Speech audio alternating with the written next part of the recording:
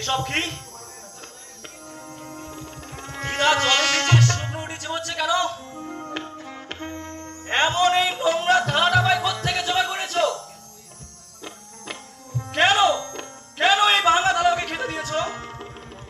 জবাব দাও, জবাব দাও মা। কোন স্পর্ধায় ওকে তুচ্ছ তাচ্ছিল্য করছো?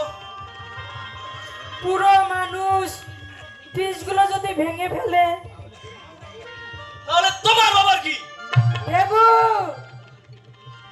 তোমরা টেবিলে স্টিলের বাসনে খাচ্ছ, মাছ মাংসের ছড়াছড়ি, আর দিদা কেন শুকনো উঠেছে ভাবে? কেন তাদের প্রতি তোমার এত অবহেলা?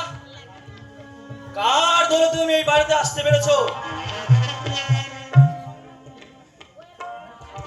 লুচি মাংস হজম করতে পারে না বলে কে দেখেছো কোনোদিন?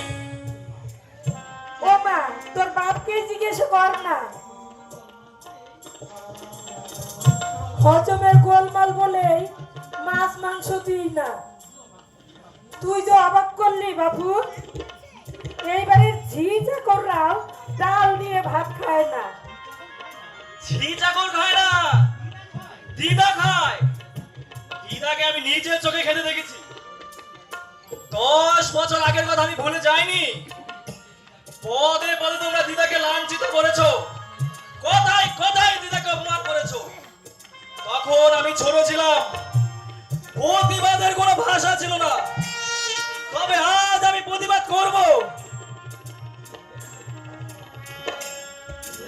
কি হয়েছে?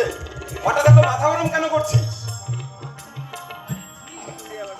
উনি কি এবারে ছি নাকি তোমার মা? ইনি কি তোমার গর্ভধারিণী জননী? না এই বাড়ির গাঙ্গুলি বাড়ির মাইনে করা দাসী? কি হালে রেখেছো তোমরা ওকে?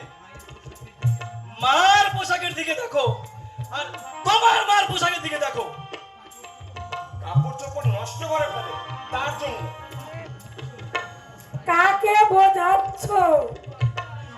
বাড়িতে আসা মাত্র কানে বিষ ঢেলে দিয়েছে।